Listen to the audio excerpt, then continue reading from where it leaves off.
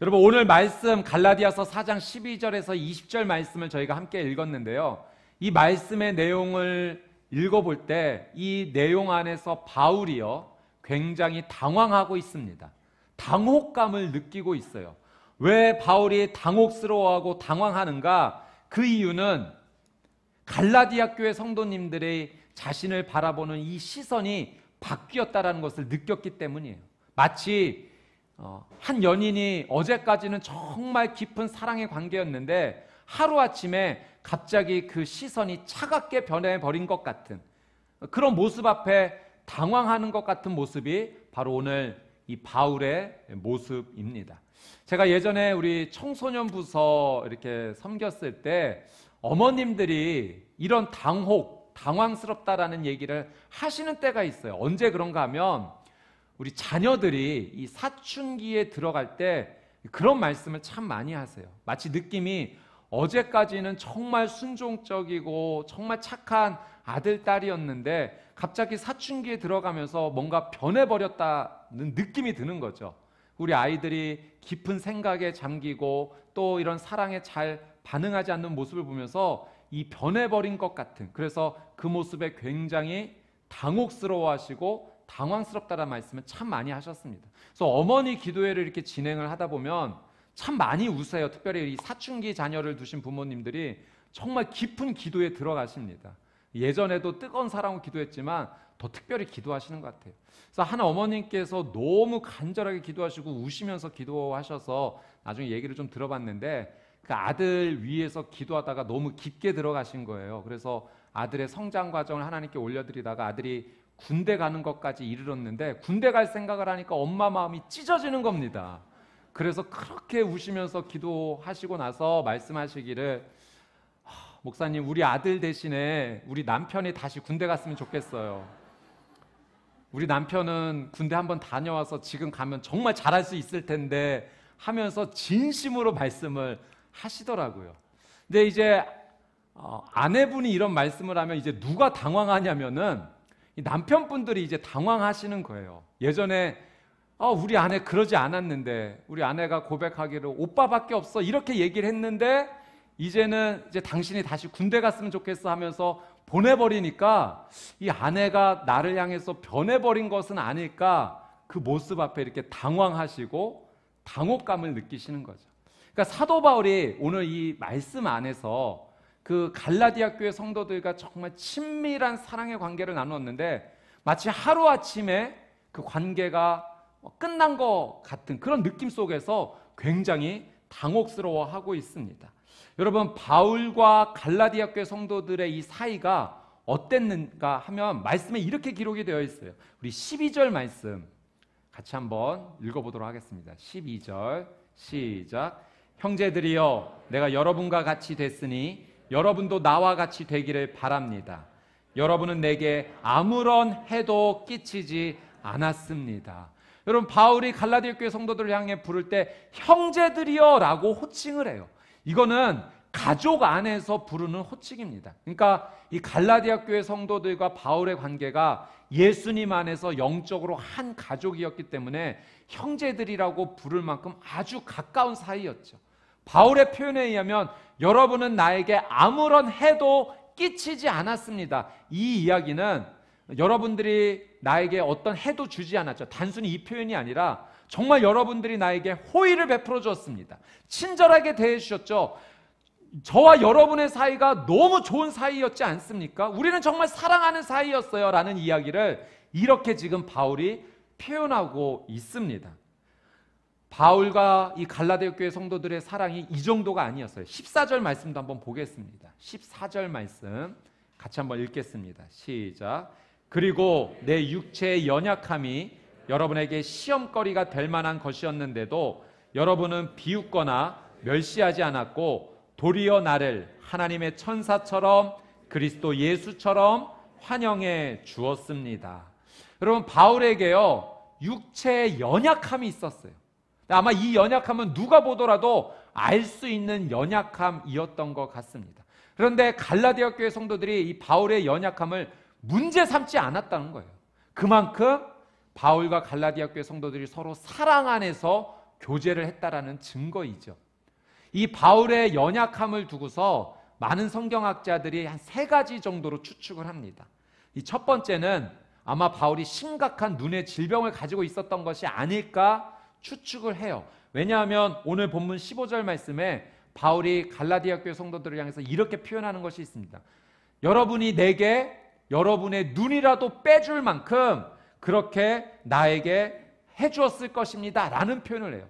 그러니까 눈을 빼준다라는 얘기를 하면서 이 바울이 심각한 눈의 질병이 있었던 것은 아닐까 이제 추측을 하는데, 그러나 또 대부분의 사람들은 이것은 언어적 수사법이다. 그러니까 그만큼 소중한 것이라도 내줄 만큼 아주 사랑하는 관계였다라는 것을 표현한다라고 하죠. 그래서 눈의 질병을 예측하지만 정확하게는 모릅니다. 두 번째는 이 바울의 연약함이 간질이라는 병이었을 것이다, 이렇게 추측을 합니다.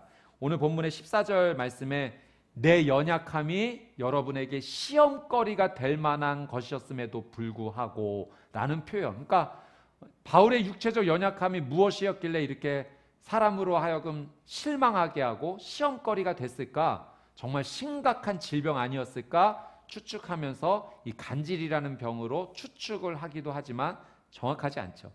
세 번째로 추측하는 것은 말라리아입니다. 이 바울이 1차 전도 여행 때 버가라는 지역을 지나서 갈라디아로 올라가게 되었는데, 이 버가라는 지역이 이 저지대, 늪지가 많은 지역이어서 말라리아가 굉장히 성행했다고 합니다. 아마도 이 말라리아에 걸려서 합병증으로 인해 심각한 상황이었지 않았을까 추측을 합니다. 많은 학자들이 여기에 참 무게중심을 두기는 합니다. 그러나 정확하게 바울의 육체적 가시가 무엇이었는지는 저희가 알 수는 없습니다.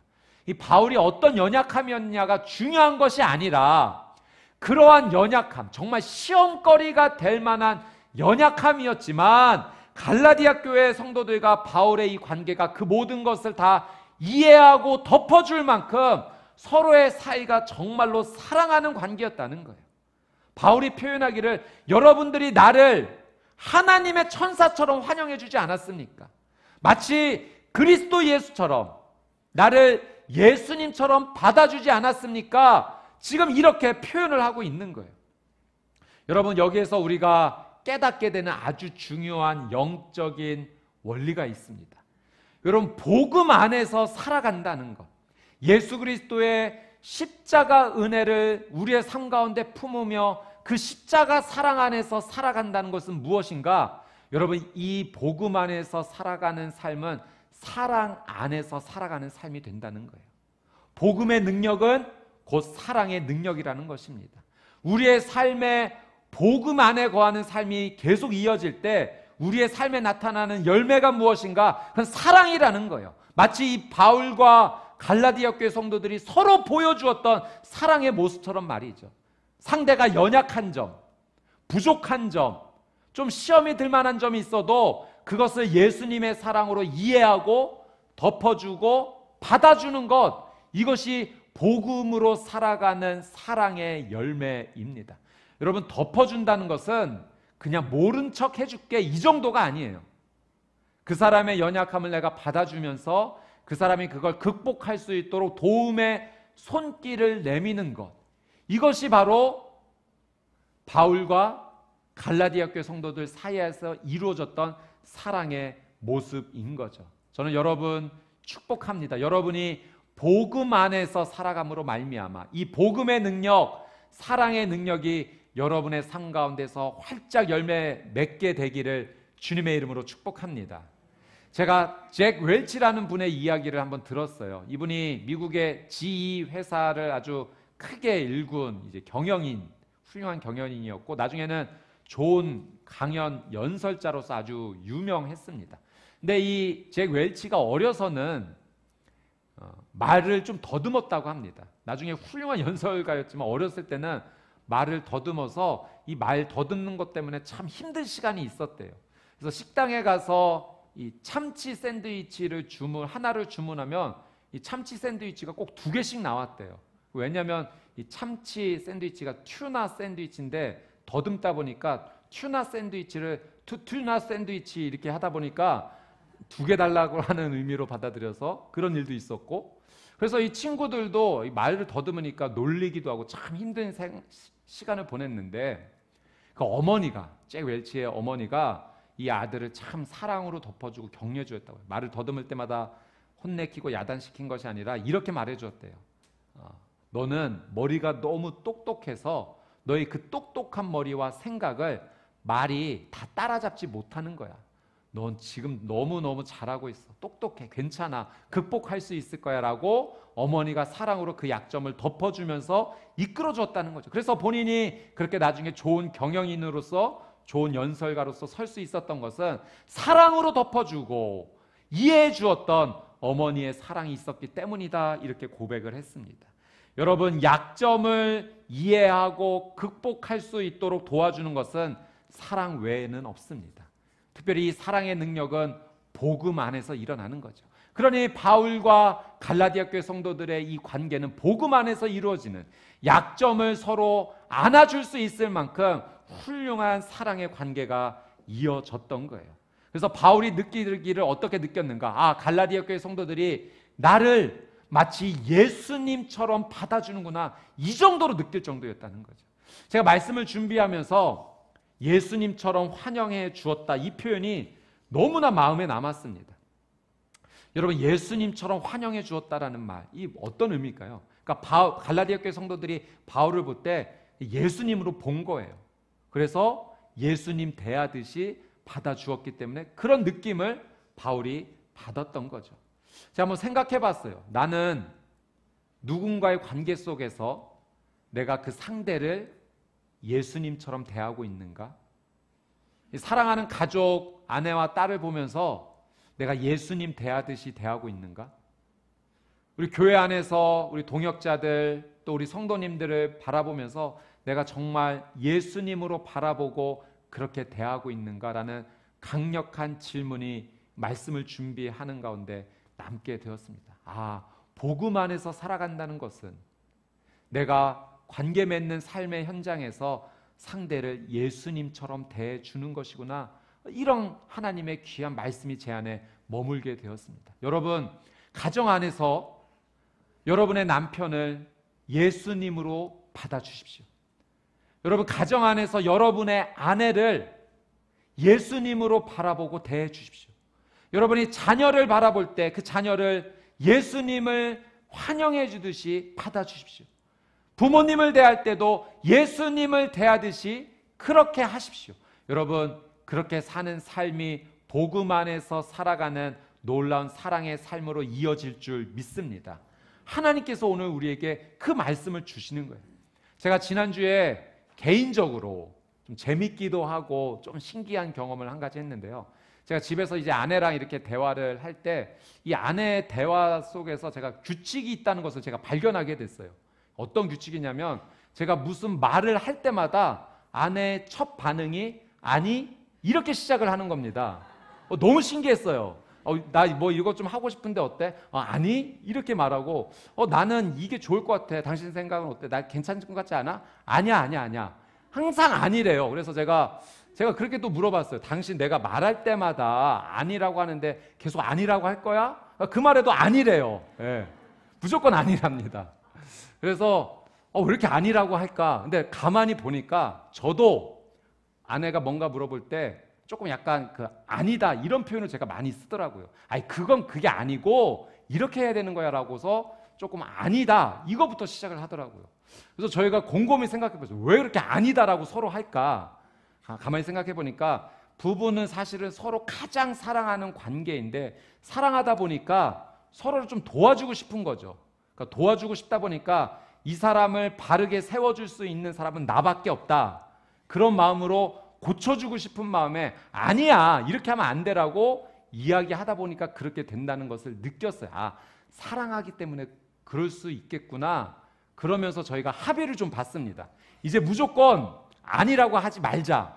무조건 그래, 그렇구나, 이렇게 좀 해주자 해서 규칙을 만들어서 좀 대화를 해봤습니다. 여러분도 한번 좀 잘 살펴보십시오. 한번 부부의 대화, 또 부모님과 자녀의 대화 속에서 한번 어떻게 대화하는지 한번 잘 살펴봐주고, 긍정의 말을 해주는 걸 서로 한번 실천해 보십시오.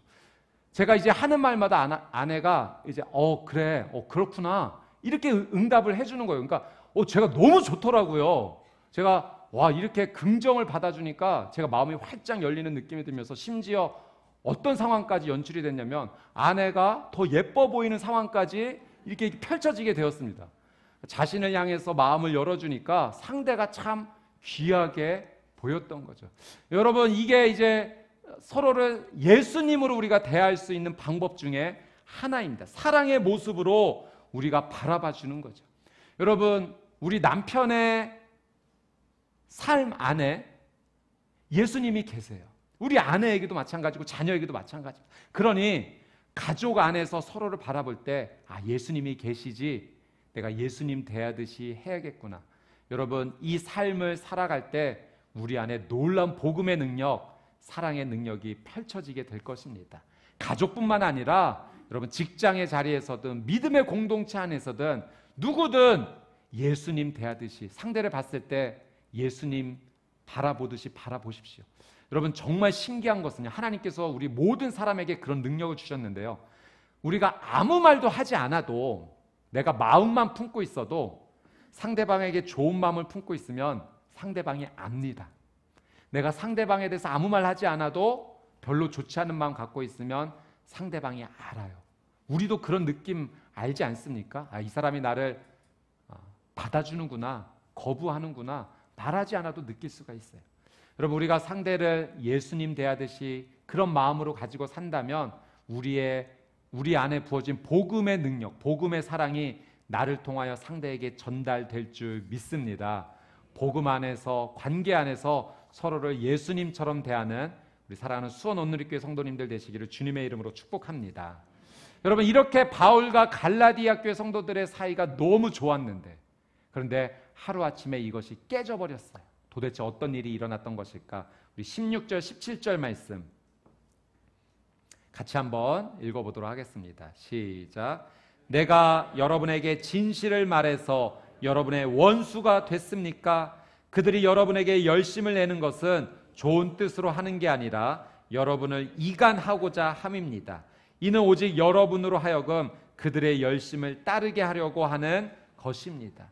여러분, 갈라디아 교회 성도들이 바울을 바라볼 때 마치 원수를 바라보듯이 지금 바라보고 있는 거예요. 왜 이런 일이 일어났는가? 바울이 복음을 전하고 아름다운 관계를 맺은 후에 교회가 건강하게 세워지고 이제 바울은 복음을 전하고자 떠났는데 그 사이에 이 갈라디아 교회에 유대주의자들이 들어왔어요.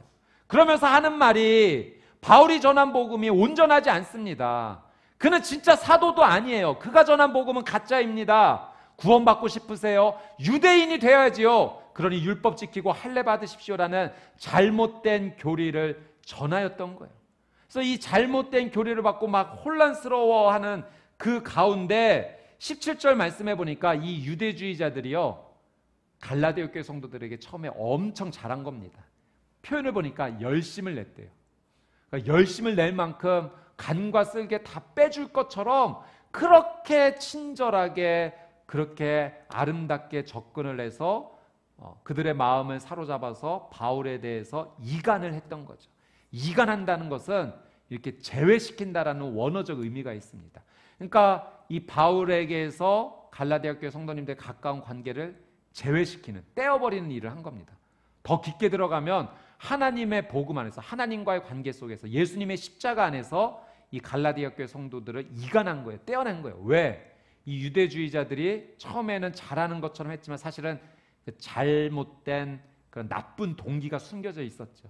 이들을 율법 아래 둬서 우리의 지배 아래 머물게 하겠다라는 잘못된 동기입니다. 그러나 그 동기가 숨겨져 있기에 갈라디아 교회 성도들이 알지 못하고 그 유대주의자들의 열심을 내는 그 좋은 모습에 홀딱 넘어가서 바울에 대해서 이제는 잘못된 시선, 마치 원수를 바라보는 듯한 시선으로 지금 바라보고 있는 상황이 연출이 된 겁니다. 여러분, 여기에서 우리가 영적으로 반드시 깨달아야 될 중요한 것이 있어요. 여러분, 사탄이 이와 같이 우리에게 접근합니다. 여러분, 사탄이요, 정말 이 죄의 달콤함으로 우리에게 살살 다가와서 이 죄의 달콤함으로 우리와 하나님 사이를 이간시켜요. 그래서 우리를 하나님 사이에서 떼어내고자, 십자가에서 은혜에서 떼어내고자 사단이 영적으로 접근한다는 사실을 반드시 알고 계셔야 됩니다.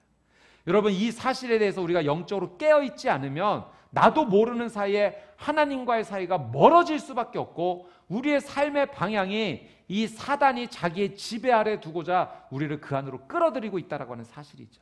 그래서 매일의 삶 가운데 우리의 영적 삶을 점검해 봐야 돼요.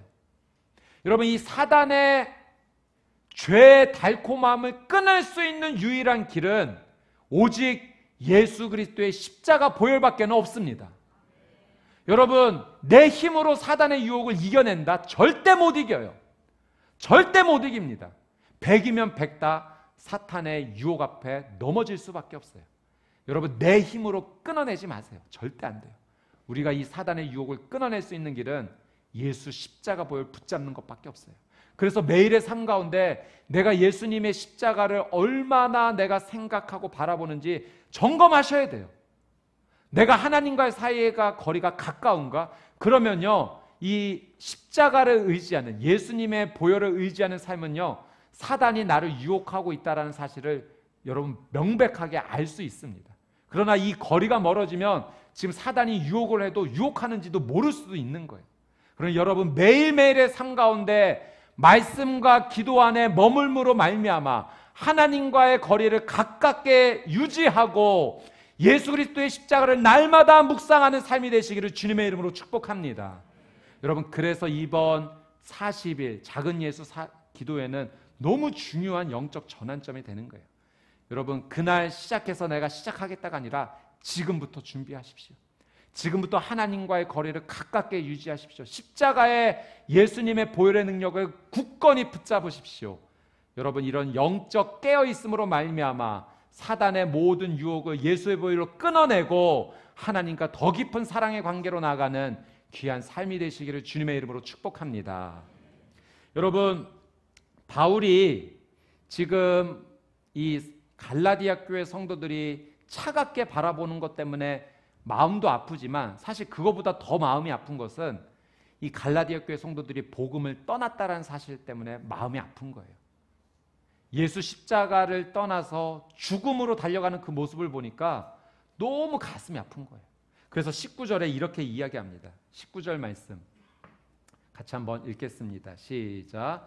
내 자녀들이여, 여러분 안에 그리스도의 형상이 이루어지기까지 나는 다시 여러분을 해산하는 고통을 겪습니다.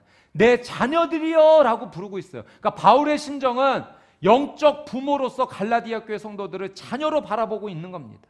여러분, 내 자녀가 죽음으로 향해 달려가고 있는데 가만히 둘 부모님이 어디 있겠습니까? 바울도 마찬가지예요.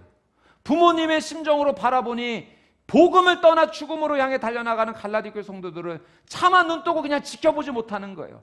자녀들이여 라고 말하면서 내 소원은 한 가지 소원밖에 없습니다. 여러분에게 그리스도의 형상이 이루어지는 걸 나는 정말 소망합니다. 여러분, 그리스도의 형상이 이루어진다는 것은 그 안에 예수님으로 충만하여서 가득하여서 그 삶의 본질이 완전히 예수님으로 변화되는 모습인 거죠. 십자가의 예수 그리스도의 그 놀라운 사랑과 그 능력이 그의 삶 가운데 온전히 머무는 겁니다. 그래서 바울이 갈라디아 교회 성도들을 향해 말하기를, 여러분이 그리스도의 형상을 이루기까지 나는 그것만 원합니다. 제발 그 죽음의 자리에서 생명의 자리로 돌아오십시오. 율법이 구원을 주는 것이 아니라 오직 십자가의 은혜가 구원을 줍니다라고 간절하게 외치고 있어요. 그러면서 뭐라고 얘기하냐면, 내가 여러분이 그리스도의 형상을 이룰 수만 있다면 나는 해산하는 고통을 다시 겪겠습니다. 여러분, 이건 진짜 사랑의 고백이에요. 여러분, 해산의 고통이 얼마나 큰 고통입니까? 이런 고통 아니겠어요? 자신의 몸의 일부를 도려내는 듯한 엄청난 고통입니다. 온몸이 으스러지고 심장이 멈출 것 같은 고통의 터널을 지나는 정말로 아픈 고난인 거죠. 우리 자매님들은 이 해산의 고통을 아시죠? 저도 조금은 이해합니다. 제가 예전에 요로결석 2번 제가 경험해 본 적이 있는데, 제가 나중에 찾아보니까 요로결석의 고통의 통증의 크기, 해산의 고통과 맞먹는다. 제가 진짜 그 요로결석의 통증을 느끼면서 다시는 죽어도 이 고통 느끼고 싶지 않다라고 느낄 만큼 너무나 아픈 고통을 느꼈습니다. 그래서 제가 충분히 이해합니다. 그래서 바울이 나는 다시 해산하는 고통을 선택하겠다. 저는 바울의 이 고백이 대단한 사랑의 고백으로 느껴집니다. 여러분, 어떻게 이런 사랑의 고백을 할 수 있을까요? 한 가지입니다. 바울이 그런 사랑을 직접 체험했기 때문에 그래요. 그리고 지금도 그 사랑 안에 머물기 때문입니다. 예수님께서 그 사랑을 보여주셨고 바울이 그 사랑 안에 머물기 때문에 바울은 그 사랑으로 충만하게 채워져 있어서 내가 여러분이 그리스도의 형상을 고백하는 게 할 수만 있다면 나는 다시 여러분을 위해서 해산하는 고통이라도 다시 겪겠습니다. 다시 그 길 걷겠습니다. 그 고백을 하는 거예요. 여러분, 예수님의 사랑이 우리 안에 충만하게 채워지면 우리도 이런 사랑의 삶을 살 수 있는 줄 믿습니다. 여러분, 우리 수원 온누리교회 우리 동누리 공동체 우리 남기웅 순장님 계세요. 그 영화 배급사 커넥트 픽처스의 대표이신데요. 최근에 한 영화를 이제 배급을 하셨어요. 사비나라는 영화입니다. 순장님께서 이렇게 시사회에 초대해 주셔서 제가 이 영화를 보고 왔는데 정말 좋은 영화입니다. 그래서 우리 성도님도 꼭 기회 되시면 가족과 함께 꼭 이 영화 한번 보셨으면 좋겠습니다. 제가 영화에 방해되지 않을 만큼 이 사비나의 내용을 잠깐만 언급드리면, 이 사비나는 사모님이세요. 목사님의 사모님이시고, 목사님은 그 리처드 원브란트 목사님, 루마니아에 그 14년 동안 감옥에 있으면서도 복음을 포기하지 않았던 그 목사님, 정말 귀한 목사님이시죠. 그 목사님의 사모님이신데 이 사모님이 유대인이세요. 그래서 제2차 세계대전 때 유대인이라는 이유 때문에 자신의 가족이 다 나치에 끌려가서 죽음을 당한 겁니다. 얼마나 정말 가슴이 찢어지는 일이에요. 근데 이제 세계 제2차 대전이 끝날 무렵 이제 나치가 이제 도망가야 되는 상황이 펼쳐진 겁니다. 그런데 이 사모님께서 자신의 가족을 죽인 이 나치 군인을 도망갈 수 있도록 생명을 걸고 도와줘요. 그러니 이 군인으로서는 이해하지 못하는 일이죠. 어떻게 이렇게 할 수 있는가? 그때 이 사모님이 그런 말씀을 하시죠. 기독교의 핵심은, 복음의 핵심은 용서입니다.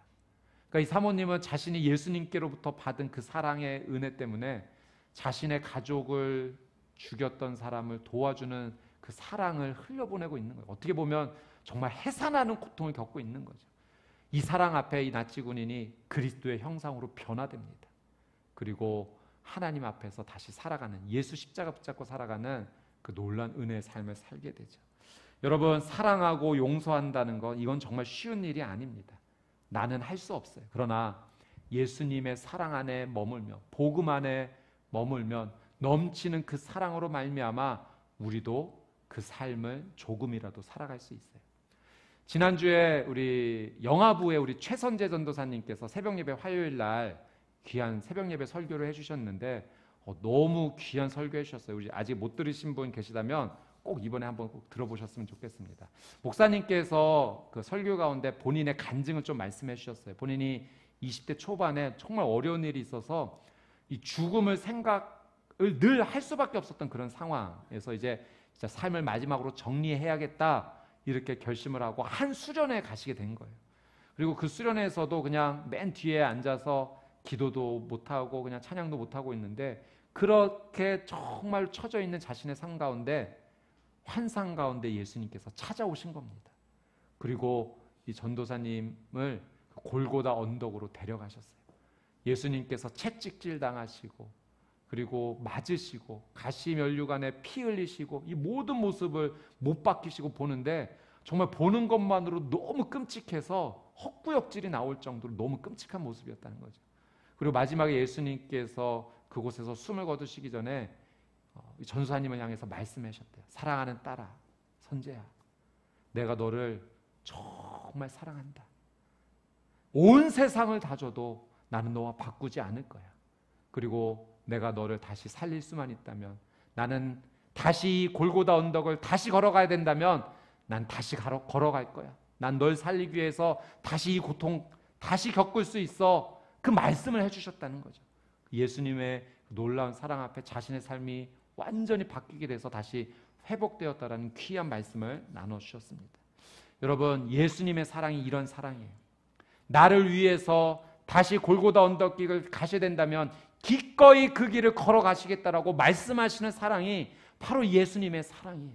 그래서 우리가 이 예수님의 사랑을 붙잡고 예수님의 사랑 안에 머물러 있으면 여러분, 우리의 삶이 그 사랑으로 말미암아, 십자가 능력으로 말미암아 우리의 삶이 그리스도의 형상이 될 줄 믿습니다. 그리스도의 형상이 될 뿐만 아니라 그 사랑으로 말미암아 내가 다른 사람이 그리스도의 형상이 될 수 있도록 도와주는 삶을 살아갈 수가 있는 거예요. 바울이 그래서 그런 표현을 한 거예요. 갈라디아 교회 성도 여러분, 여러분이 그리스도의 형상을 이룰 수만 있다면 나는 다시 해산하는 고통을 겪겠습니다. 나는 다시 하겠습니다. 그 사랑의 고백을 외치고 있는 것이죠. 사랑 여러분, 나는 할 수 없지만 복음 안에 머물러 있다면 우리는 할 수 있습니다. 나는 할 수 없지만 예수님의 사랑이 내 안에 머물러 있으면 그 사랑으로 나도 사랑할 수 있습니다. 나도 용서할 수 있습니다. 나도 사랑의 손길을 내밀 수 있습니다. 여러분, 그리스도 예수의 십자가 안에 머물므로 그리스도의 형상을 이루고, 그래서 내가 마주하는 모든 사람들을 예수님 맞이하듯이 맞아주며 그 사람이 그리스도의 형상을 이룰 수 있도록 도와주는 우리 수원 온누리교회 성도님들이 되시기를 주님의 이름으로 축복합니다. 아멘.